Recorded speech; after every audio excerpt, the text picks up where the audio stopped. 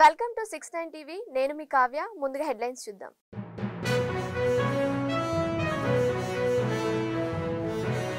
మరోసారి కాకరేపిన సమంత్ టీం. పెద్ద మార్పు రావాలంటే పెద్ద పనులు చేయాల్సిన అవసరం లేదని కామెంట్.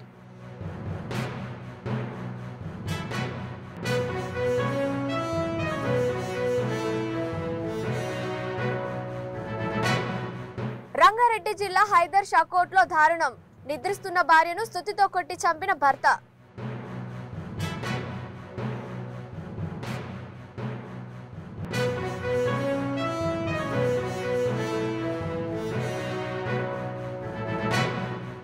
ట్రాన్స్కో అధికారులతో డిప్యూటీ సీఎం బట్టి విక్రమార్క సమీక్ష.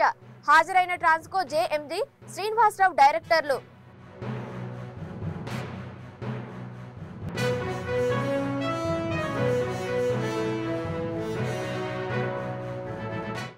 ఆదివారం వచ్చిందంటే ప్రజలు గజగజ వణికిపోతున్నారు.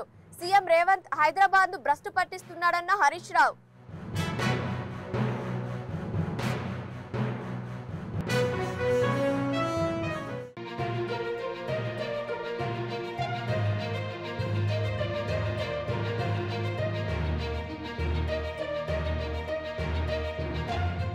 ఇక బులెటిన్స్ లో బ్రేకింగ్ చూస్తే, రాచకొండ కమిషనరేట్ పరిధిలో పలువురు ఇన్స్పెక్టర్లను సిపి సుధీర్ బాబు బదిలీ చేశారు.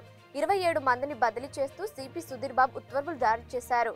వనస్థలిపురం, బాలాపూర్తో పాటు పలు స్టేషన్ల ఎస్హెచ్ఓలు ట్రాన్స్ఫర్ అయ్యారు.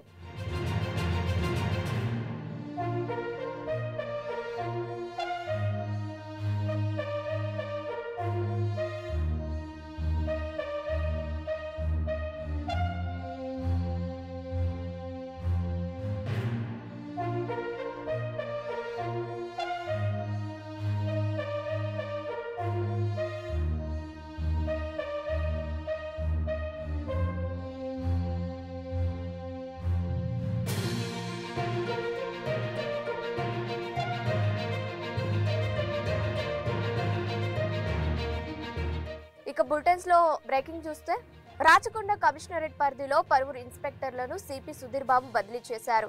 27 మందిని బదిలీ చేస్తూ సిపి సుధీర్ బాబు ఉత్తర్వులు జారీ చేశారు. వనస్థలిపురం, బాలాపూర్తో పాటు పలు స్టేషన్ల ఎస్హెచ్ఓలు ట్రాన్స్ఫర్ అయ్యారు.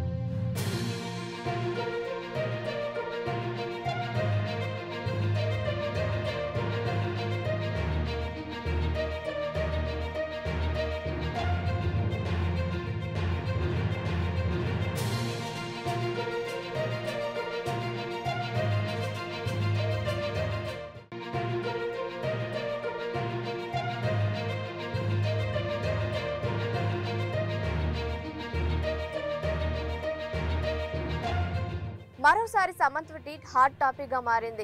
గత కొన్ని రోజులుగా సమంత పేరు వైరల్ గా మారింది. తాజాగా సమంత ఓ కొటేషన్ షేర్ చేసింది. పెద్ద మార్పు రావాలంటే పెద్ద పనులు చేయాల్సిన అవసరం లేదని అందులో పేర్కొంది. ప్రస్తుతం ఈ ట్వీట్ సోషల్ మీడియాలో వైరల్ గా మారింది. మంత్రి కొండా సురేఖను ఉద్దేశించి సమంత ఈ ట్వీట్ చేసినట్టు ప్రచారం సాగుతోంది.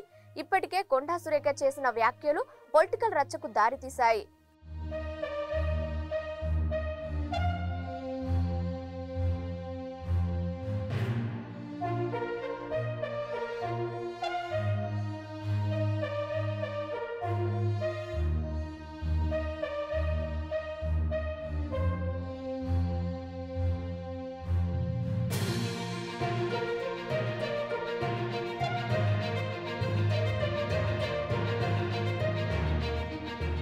మరోసారి సమంత ట్వీట్ హాట్ టాపిక్ గా మారింది.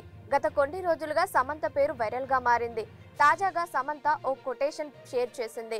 పెద్ద మార్పు రావాలంటే పెద్ద పనులు చేయాల్సిన అవసరం లేదని అందులో పేర్కొంది. ప్రస్తుతం ఈ ట్వీట్ సోషల్ మీడియాలో వైరల్ గా మారింది.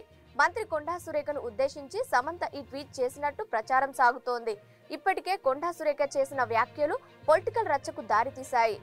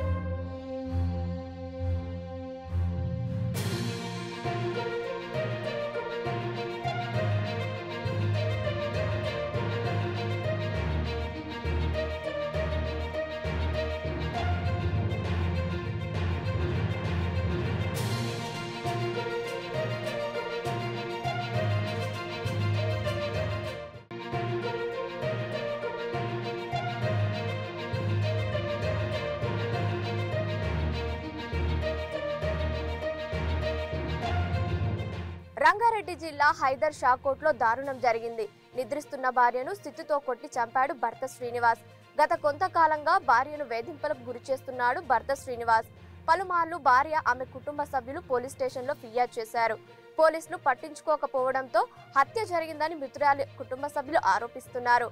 భార్యను చంపి పిల్లలతో పోలీస్ స్టేషన్కు వెళ్లిన హంతకుడు తన భార్యను హత్య చేసినట్టు పోలీసులకు చెప్పాడు.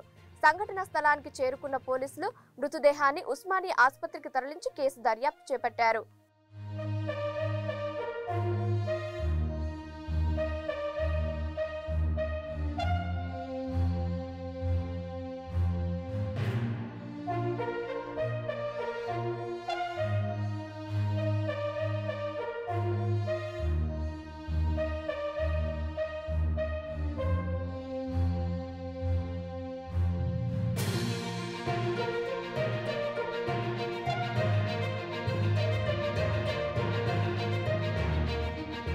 రంగారెడ్డి జిల్లా హైదర్ షాకోట్లో దారుణం జరిగింది.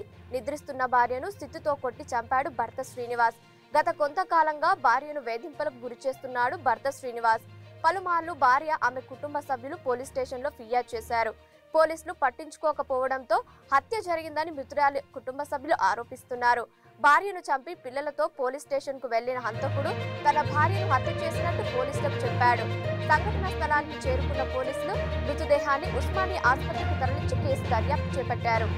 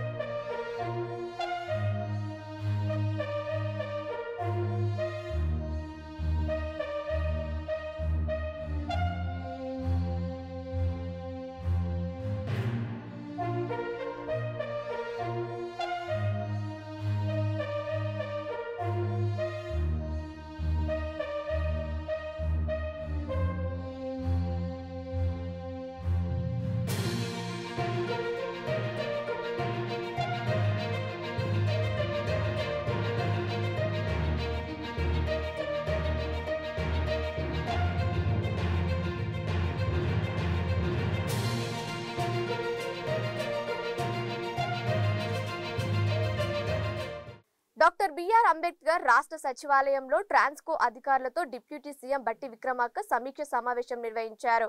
ఈ సమావేశానికి energy secretary Ronald Rose, deputy CM secretary Krishna Bhaskar, Transco JMD Srinivasarao, Transco director G Narasimharao, J Suryaprakash, B Narasimharao, CE, SI తదితరులు పాల్గొన్నారు.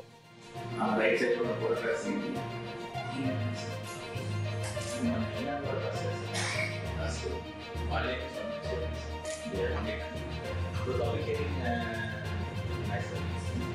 So this is the basic more rings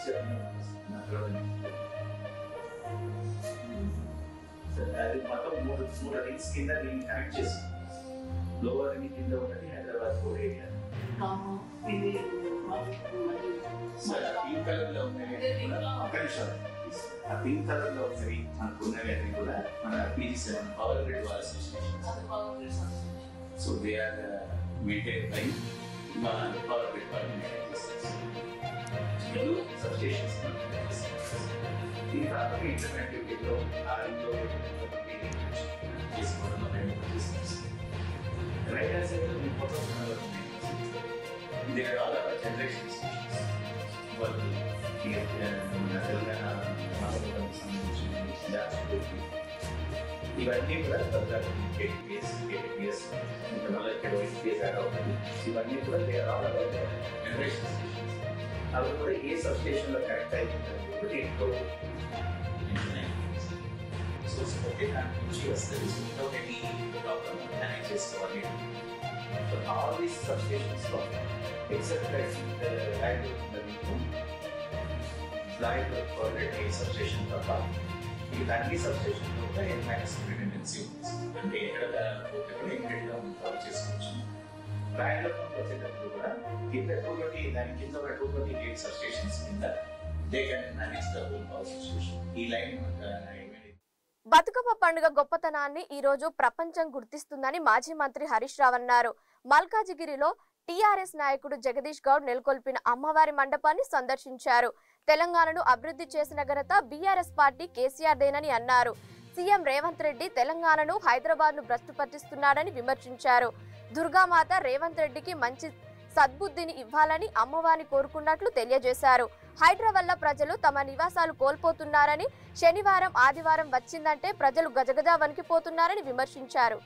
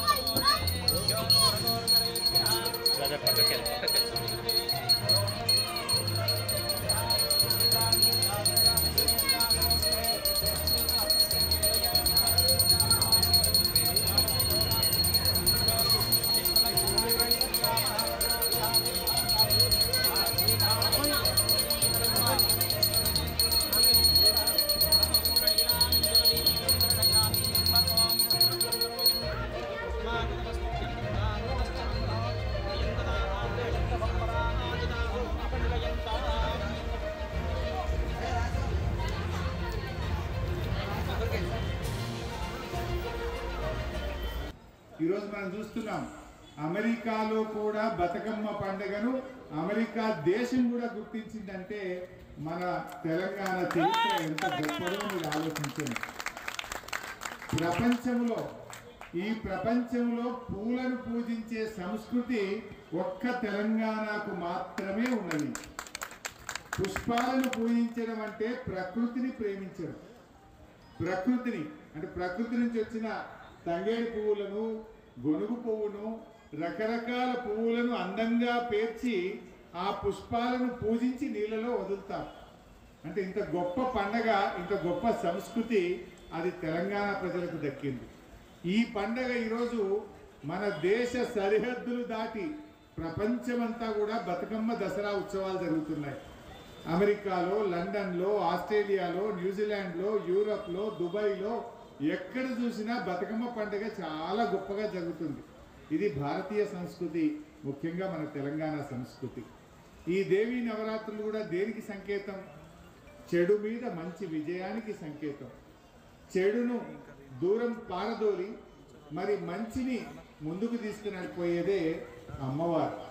మరి అమ్మవారి దయతో ఈరోజు తెలంగాణలో హైడ్రా పేరిట, మూసీ పేరిట పేదలకు నిద్ర లేకుండా చేస్తూ ఉన్నారు. ఆ అమ్మవారు ఆ రేవంత్ రెడ్డి కలలోకి వెళ్ళి ఇప్పటికైనా ఈ పిచ్చి పనులు మానుకునే విధంగా ఆయనకు చెప్పాలని అమ్మవారిని నేను వేడుకుంటాను. పేదల ఉసురు పోసుకోవద్దు, వీలైతే పేదలకు మంచి చేయి, పేదలకు సహాయం చేయి. కానీ హైడ్రా వచ్చిందంటే శనివారం ఆదివారం పాపం ఎవరు నిద్రపోతలేదు, గుండెపోటుతో చనిపోయే పరిస్థితి వస్తుంది. నేను అమ్మవారిని వేడుకుంటా ఉన్నా, అమ్మ ఆయన కొంచెం సద్బుద్ధిని ప్రసాదించి మంచిగా మాట్లాడే పద్ధతిని ప్రసాదించమని ఆ అమ్మవారిని నేను వేడుకుంటా ఉన్నా. హుస్నాబాద్ పట్టణంలో బహుజన బతుకమ్మ వేడుకలు ఘనంగా జరిగాయి. బహుజన బతుకమ్మ కోసం భారీ ఏర్పాట్లు చేశారు. బతుకమ్మ వేడుకల్లో మంత్రి పొన్నం ప్రభాకర్, అరుణోదయ కళాకారిణి విమలక్క పాల్గొన్నారు. ఈ కార్యక్రమంలో మహిళలు పెద్ద ఎత్తున పాల్గొన్నారు.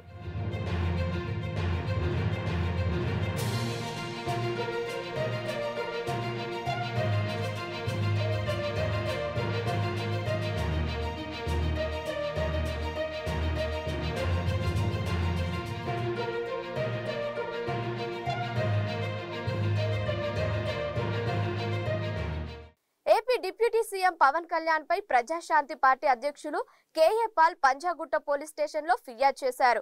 తిరుమల లడ్డు వ్యవహారంలో వివాదాస్పద వ్యాఖ్యలు చేశారని ఆయన ఫిర్యాదులో పేర్కొన్నారు. పవన్ వ్యాఖ్యల వల్ల సమాజంలో అశాంతి వాతావరణం నెలకొందని కేఏ పాల్ అన్నారు. తన ఫిర్యాదు ఆధారంగా విచారణ చేసి ఎఫ్ఐఆర్ నమోదు చేయాలని పోలీసులకు విజ్ఞప్తి చేశారు. పవన్ కళ్యాణ్ ఈ మధ్యన మాట్లాడుతున్న తిరుపతి లడ్డు కల్పిషన్ ఏంటి, డిరాగటరీ స్టేట్మెంట్స్ ఏంటి,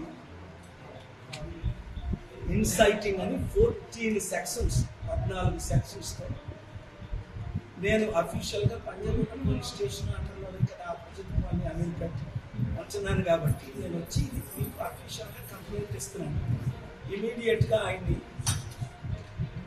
ఇన్వెస్టిగేషన్ చేయమని, based on the sections FIR file చేయమని, తర్వాత అరెస్ట్ చేయమని.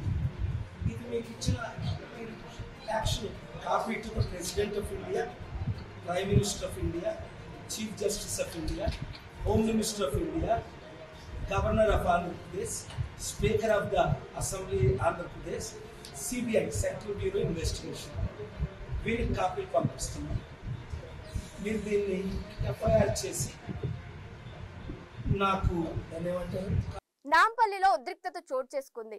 ఎంఐఎం ఎమ్మెల్యే మజిద్ హుసేన్, నాంపల్లి కాంగ్రెస్ అభ్యర్థి ఫిరోజ్ ఖాన్ మధ్య ఘర్షణ చోటు చేసుకుంది. సీసీ రోడ్ విషయంలో గొడవ తలెత్తింది. ఎంఐఎం ఎమ్మెల్యే అతని అనుచరులతో వచ్చి ఫిరోజ్ ఖాన్ పై దాడికి పాల్పడ్డారు. ఒకరిపై ఒకరు రాళ్లతో దాడి చేసుకున్నారు. వెంటనే అప్రమత్తమైన పోలీసులు ఇరు వర్గాల శాంతింపజేసి అక్కడి నుంచి పంపించి వేశారు.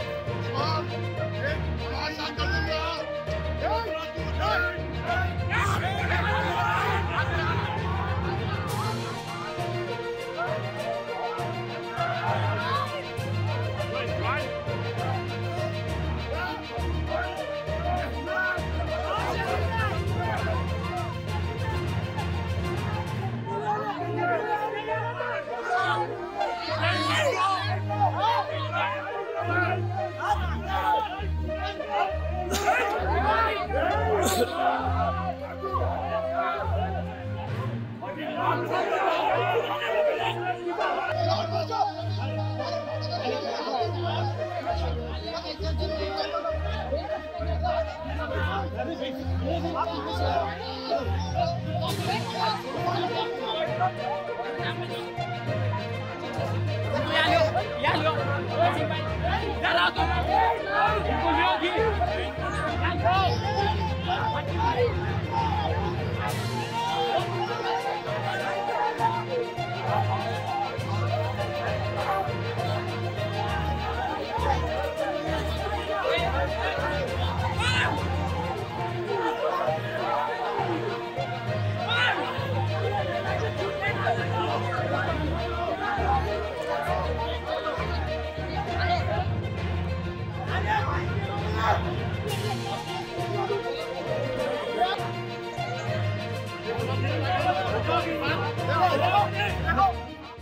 నెల 4న జగద్గిరిగుట్ట పోలీస్ స్టేషన్ పరిధిలో జరిగిన హత్య కేసును పోలీసులు ఛేదించారు.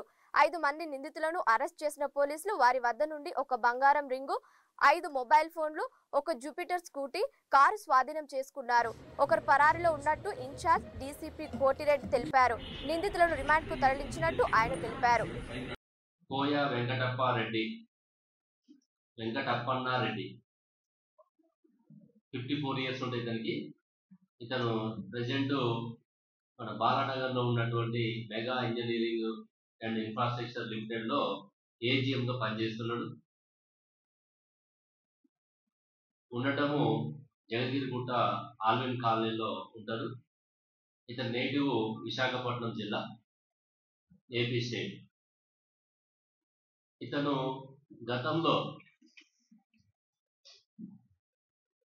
21, 22 ఆ ప్రాంతంలో కాకినాడలో ఉన్నటువంటి షిప్ యార్డ్ లో ఒక క్యాటరింగ్ వర్క్ చేస్తూ ఇక్కడ ద్వారకానాథ్ రెడ్డి అని చెప్పేసి ఇంకొక పార్ట్నర్షిప్ తోటి వాళ్ళు అక్కడ బిజినెస్ చేయటము.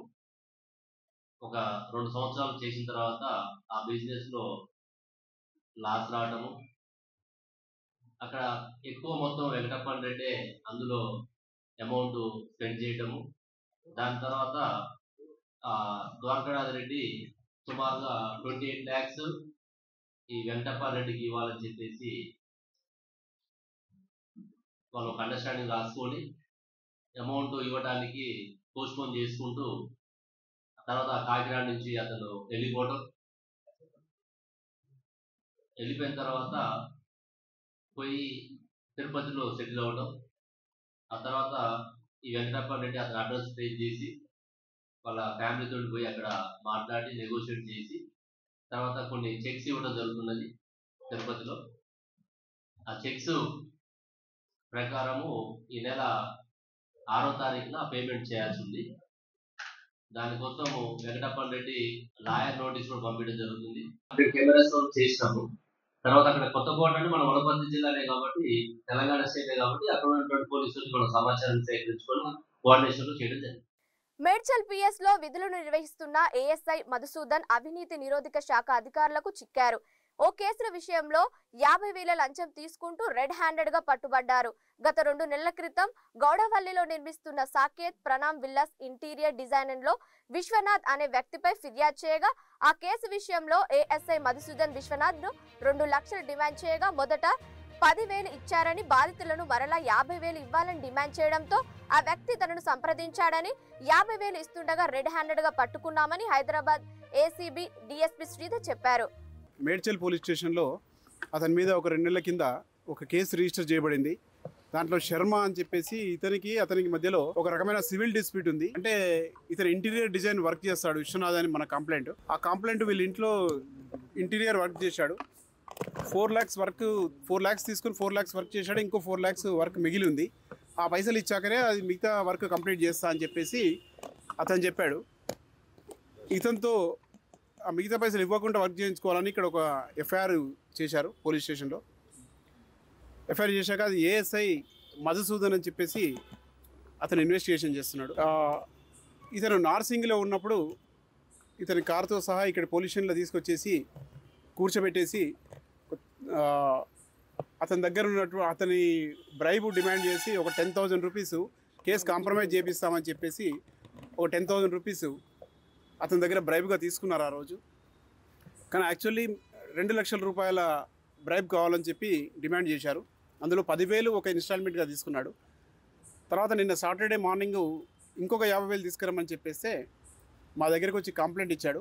తర్వాత ఇక్కడ సాయంత్రం వచ్చి మళ్ళీ టైం తీసుకొని వచ్చేసాడు. మండే రోజు వస్తా అని చెప్పేసి ఈరోజు ఏసీబీ ఆఫీస్లో ఎఫ్ఐఆర్ చేసేసి మేము మధ్యాహ్నం ఇక్కడికి వచ్చాము. ఈవినింగ్ రాగానే ఆ కంప్లైంట్ తోటి మాట్లాడేసి పోలీస్ స్టేషన్లోనే వెనకకి తీసుకెళ్ళి ఆ 50,000 రూపాయలు తీసుకున్నాడు.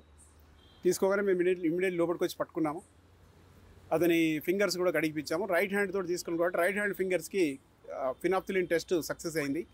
తర్వాత ప్యాంటు యొక్క బ్యాక్ ప్యాకెట్లో పైసలు పెట్టుకున్నాడు. ప్యాంటు కూడా కడిగిపించాము, అందులో కూడా ఫినాప్థలిన్ టెస్ట్ సక్సెస్ అయింది. తర్వాత 50,000 కూడా అతని దగ్గర సేమ్ అమౌంట్ అది రికవరీ చేశాము. ఫర్దర్ ఇన్వెస్టిగేషన్ చేస్తున్నాం. ఇవాళ ఉదయం తిరుమల తిరుపతి దేవస్థానంలో వెంకటేశ్వర స్వామిని టీపీసీసీ అధ్యక్షులు ఎమ్మెల్సీ మహేష్ కుమార్ గౌడ్ కుటుంబ సమేతంగా దర్శించుకున్నారు. 2 తెలుగు రాష్ట్రాలు అభివృద్ధి పథం వైపు దూసుకుపోవాలని ఆయన ఆకాంక్షించారు.